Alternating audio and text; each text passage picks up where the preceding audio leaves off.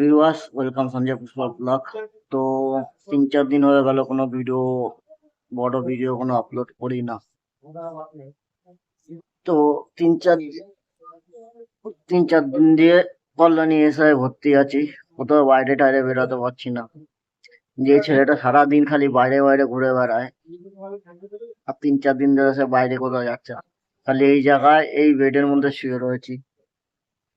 আর বাইরে মানে আমার বেডটা যেখানে আছে ওখান থেকে খুব সুন্দর একটা ভিউ দেখা যাচ্ছে। কি ভিউ দেখাবো, চলো তোমাদেরকে দেখাচ্ছি। আর কালকে বোধহয় একটু বাইরে যাব, কেন আমার যে ইকোটা করতে দিয়েছে, ইকোটা হচ্ছে বাইরে একটা নার্সিং হোমে করাবে। তো আজকে হয়ে যেত, কেন ইকোটা হচ্ছে আজকে হচ্ছে না। যে কটা অ্যাম্বুলেন্স ছিল সব বাইরে বেরিয়ে গেছে। তা অ্যাম্বুলেন্স গুলো যখন আসবো আসবে হয়তো যেখানে ইকোটা করে ওখানে হয়তো বন্ধ হয়ে যাবে, ইকো করা দেরি হয়ে যাবে। তার জন্য আজকে আর নিয়ে গেল না, কালকে নিয়ে যাবে। কালকে একটু হয়তো বাইরের একটু পরিবেশটা দেখবো। আর তোমাদের চলো, যে সুন্দর ভিউটা যাতে দেখছি, সেই ভিউটা তোমাদেরকে দেখাচ্ছি। জানলার দিয়ে এই ভিউটা দেখা যায়।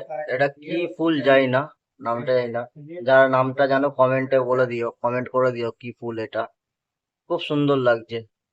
মানে এটা ক্যামেরায় হয়তো তুলছি বলে ভাল লাগছে না, সত্যি খুব সুন্দর লাগে ফুলটা, কিন্তু নামটা জানি না। যারা নাম জানো তারা কমেন্টে বলো এটা কি ফুল। খুব সুন্দর লাগছে।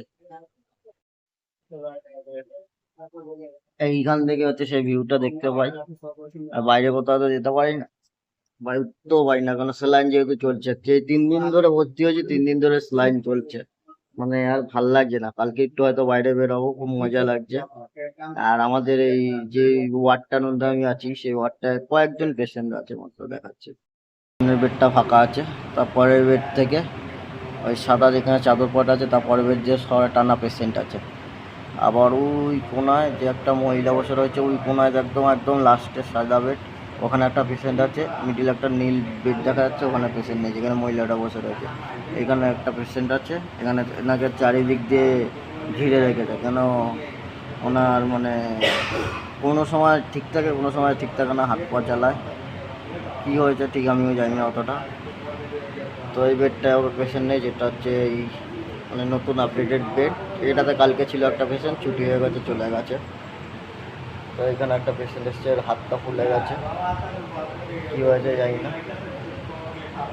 আর এই যে আমি পেশেন্ট, আর ভাল লাগছে না। কালকে একটু বাইরে তো বেরোবো, আর ভাল লাগে না। আর বাড়ির লোকরা যদি, সত্যি কথা বলছি, যদি মানে কেউ একজন যদি হসপিটালে ভর্তি হয়ে থাকে, আর বাড়ির লোকের কি মানে কষ্টটা হয় সেটা তোমাদেরকে দেখাচ্ছি। মানে রাতের পর রাত একজন জেগে জেগে এসে খালি আমার পাশে যে যে বেডটা দেখালাম না, যে আমার পাশে এই নীল বেডটা, যে বেডটার মধ্যে এসে একটু শুয়ে পড়ে, কী কষ্টটা হয়। তো সবাই ভালো থেকো। বাইরে প্রচুর গরম পড়েছে, একটু বেশি করে জলটা খেও। আর নিজের আর জলটা বেশি করে খেও, নাহলে আমি যেরকম জলটা কম খেতাম, পেটের রোগ শুরু হয়ে গেছে। একটু বেশি করে জলটা খেও। আর সবাই সুস্থ থেকো। আর বেশি করে ডাব বা আখের রসটা একটু বেশি করে খেও।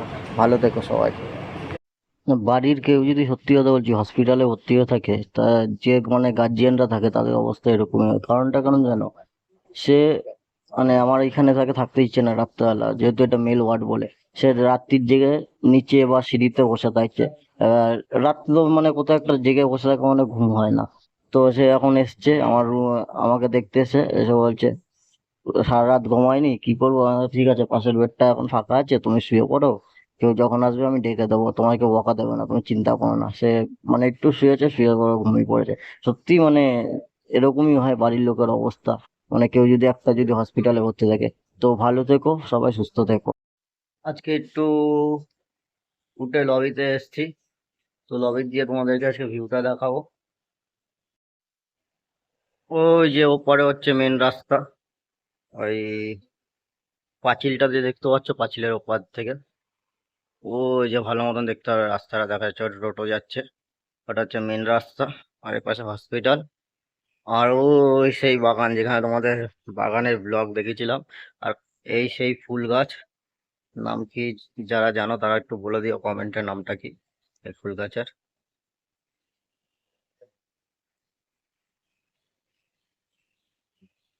যারা নাম জানো তারা কমেন্টে বলে দিও। তো এইভাবে 4টা দিন কেটে গেল আমার, কিছু না খেয়ে, খালি স্লাইম আর স্লাইম খেয়েই, যেটাকে আমি আমার শর্টে হয়তো শুনেছো যে চুল্লু আর বাংলা খাওয়াচ্ছে আমাকে। ওইভাবে আমার দিন কেটে গেল, জানি না কবে কি হবে। আজকে আবার একটু বাইরে যাবো, আজকে যেহেতু ইকো করার আছে বাইরে নিয়ে যাবে। 4 দিন পরে একটু বাইরে খাওয়া খাবো। তো সবাই ভালো থেকো, টাটা।